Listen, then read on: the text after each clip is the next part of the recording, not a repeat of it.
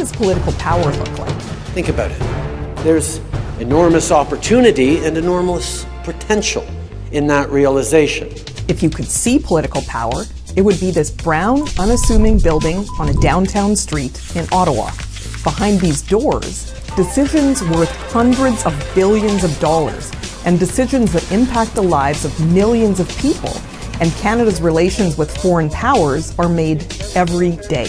When they say the halls of power, these are the halls. For some elites and special interests, getting through these doors and getting that money and influence is the only thing that matters. What's good for the country? What's good for Canadians? Those considerations are second and a distant third. Power, money, and influence is the name of the game for them. There's a saying, who do you know in the PMO? Under the Trudeau government, the concentration of power and influence has evolved. It's more complicated. The PMO uses outside organizations and a series of appointments to prominent positions to help keep Trudeau and his Liberal government in office. This is a story about an organization that shares the same name as the Prime Minister. This is a story about how it began getting a lot of cash from foreign donors.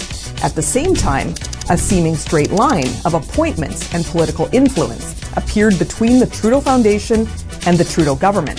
The implications of this are extraordinary. This is a story about the Trudeau Foundation. As I thought about this, I began to realize the way that this is organized. Influence, political cover, money, and positions. You have Prime Minister Trudeau at the top. Then there are all those he and his government have appointed to prominent positions and special roles. Of course, Justin Trudeau often turns to these reliable allies when he finds himself in hot water. So let's call this what it is. The Trudeau Family Foundation was started by the Chrétien Liberal government with $125 million of Canadian taxpayers' money. Let's meet some notable Trudeau Foundation alumni. Senator Peter Harder, former Trudeau Foundation mentor, former head of the Canada-China Business Council. He was Trudeau's transition team head when the Liberals took power in 2015. Then, Trudeau made him his first Senate government leader. Huguette Lebel, former Trudeau Foundation mentor. Trudeau named her chair of the advisory board for Senate appointments. Anne McClellan, Trudeau appointed her to report on the SNC-Lavalin scandal. Trudeau Foundation mentor. David Johnston, Trudeau named him Special Rapporteur on foreign election interference. But there should not and need not be a separate formal public inquiry. Senators Francis Lankin, Rene Dupuis, Patricia Bovey, Michelle Audette, and Senator Patty Levelking-Benson, the new Senate government deputy leader, all Trudeau Foundation alumni. The list goes on and on. The Liberals have former Trudeau Foundation alumni appointed to positions throughout the federal government. And a pattern emerges here. Frequently, when Justin Trudeau gets caught in a scandal, and I don't know if you've noticed, but there have been a few, he just flips open his little book of Trudeau Foundation contacts and calls on one of them to give him some political cover. We saw this with SNC-Lavalin. We saw this with sexual misconduct in Canada's military. And we're seeing it again now with the Beijing election interference scandal. But hold on, governments appoint people all the time.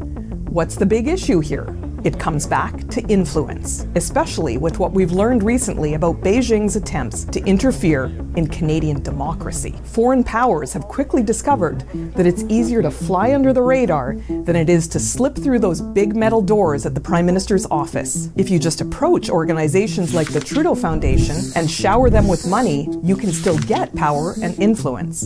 And sure enough, at the same time Trudeau was elected Liberal leader, we see huge amounts of cash flowing from foreign donors, some even from the hostile Beijing regime, to the Trudeau Foundation. And this has continued. We've seen a stunning amount of waffling and inaction by the Trudeau government on many issues concerning the Communist Chinese regime's relations with Canada. Police stations operated by the Beijing dictatorship on Canadian soil. The Trudeau government refused to ban Huawei for years. Only after our closest allies applied extraordinary pressure did they reverse that decision. Trudeau and his Liberal cabinet refused to stand up in the House of Commons and vote for the motion condemning Beijing's genocide of its Uyghur people. Well, the House of Commons voted overwhelmingly 266-0 to call China's treatment of the Uyghur population, the Muslim minority in Western China, a genocide. But the Liberal cabinet, including the Prime Minister, they didn't just abstain, they didn't even show up for the vote. We even know that a Canadian member of Parliament's family faced threats from the communist regime for him proposing the Uyghur genocide motion. It is clearer every day that the Beijing regime actively influenced the last two Canadian elections. Trudeau was advised about it and did nothing. Justin Trudeau once again turned to his Trudeau Foundation contacts to help manage his way out of this mess. He tapped former Trudeau Foundation CEO Morris Rosenberg to report on foreign interference in the 2019 and 2021 elections. He concluded, nothing to see here.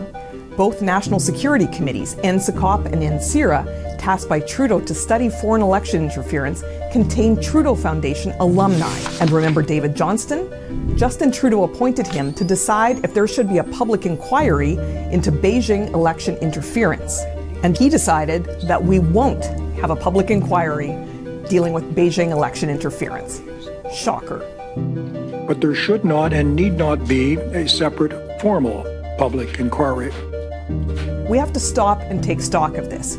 How did this happen? How much does Trudeau interact with the Trudeau Foundation? He's claimed zero. The Prime Minister says there are no links between him and the Trudeau Foundation, completely separate. And any money coming from the communist regime in Beijing, he has no idea what anyone's talking about. The actual facts contradict these claims. Trudeau has deep connections with the Trudeau Foundation organization. It boasts his last name. His brother, Alexandre Trudeau, received the notorious Beijing donation and remains a Trudeau Foundation member. Justin Trudeau's government can appoint 6 Trudeau Foundation members and 2 directors to its board. The Trudeau Foundation even met with several Trudeau government deputy ministers within the PM's very office building.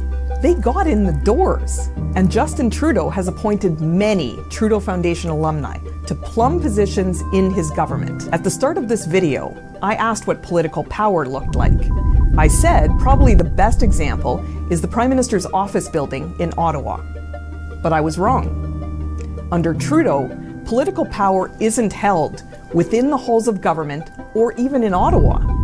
The path to power leads from Justin Trudeau's doorstep to an office in Montreal.